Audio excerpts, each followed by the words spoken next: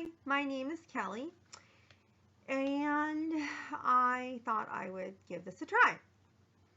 On Friday the 13th, I had ACDF, or Anterior Cervical Discectomy Fusion, done on my neck.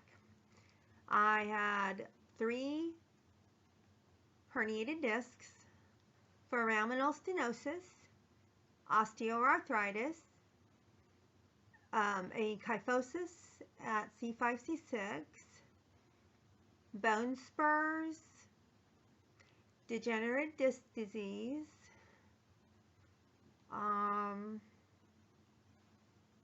pretty much everything except for a fracture. I'm sure I left something out.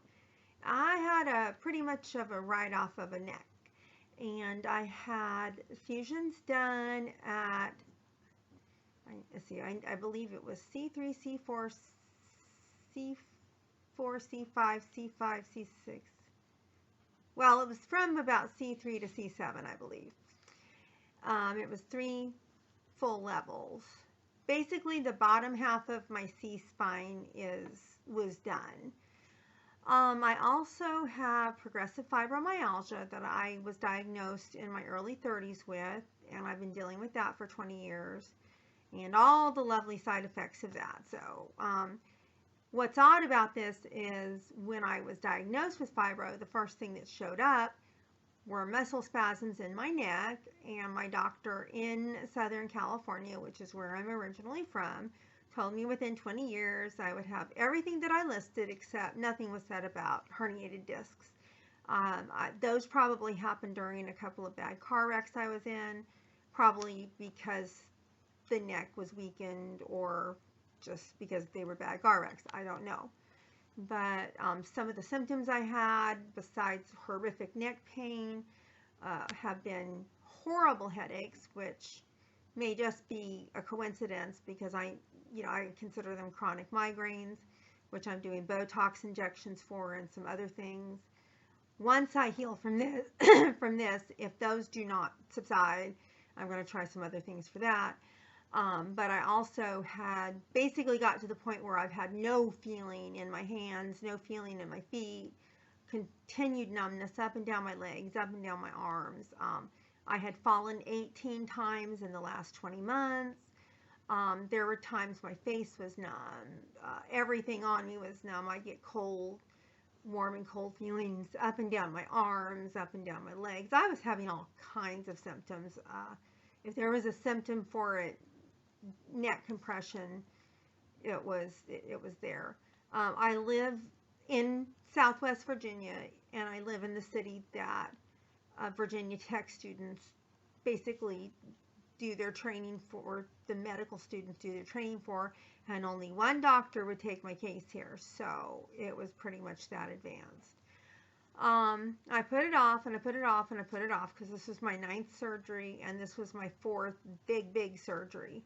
And quite frankly, I hate being in the hospital, but it got to the point where every single month I was going in for a cortisone shot or a Toradol shot. I had all these different little tricks I could use that did not clash with my pain contract, because I'm not big on pain pills, but also I very much respect my pain contract.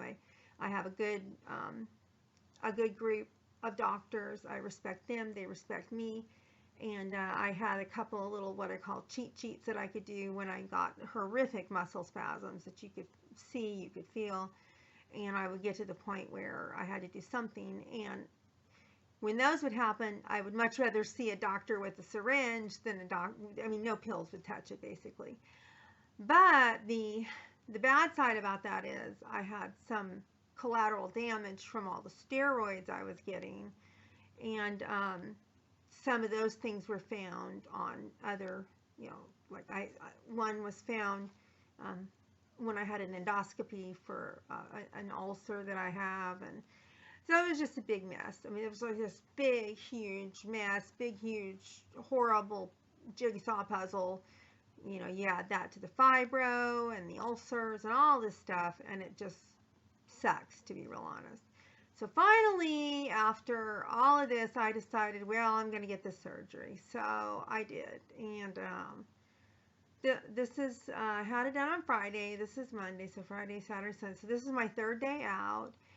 And it's been rough, I'm not going to lie. But bearing in mind that people with fibromyalgia have very, very, we're very sensitive to pain. We're very sensitive to basically our senses are in overdrive. Smell, sight, touch, everything is amped up for us. It's been rough. It's been really rough. I have not slept in a bed all night since 2011, and that was the week my mother died. So that was out in California. I'm now out in Virginia. So that was out of sheer emotional exhaustion. So bearing that in mind, I knew sleeping was going to be a challenge. The first night home was horrific because we just couldn't find a comfortable place for me. And luckily, I'm very blessed with a husband who's just there for me for whatever I need. He's very blessed with an employer who, is very supportive, and he can remote out and work from home, and so that's lucky. If I knew then what I know now, what would I do? Well, probably not a lot of things different. The pain is being handled pretty well by what I have. But golly, there's just a few things I wasn't real sure about, like I hate this collar. I absolutely hate it. Hate it, hate it, hate it.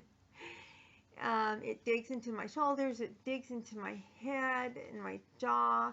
I've never liked things around my head. I've never even worn turtlenecks. I've never been big about scarves, but you gotta wear it. I don't want to fall down and undo all the work they did. I don't like the collar, but I know it's a necessary part of the healing. I have a really bad sore throat. That you are going to be sore because they go in from the front.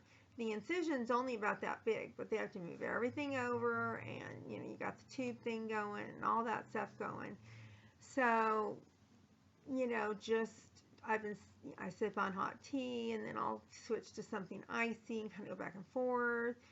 It's a great way. It's a great weight control plan. I mean, I keep right at a normal weight, which I work at. I work hard to do. But I've lost 5 pounds since Friday. So it looks like I'm going to be going down to maybe movie star weight again, which I know some people don't like, and I do struggle with an eating disorder.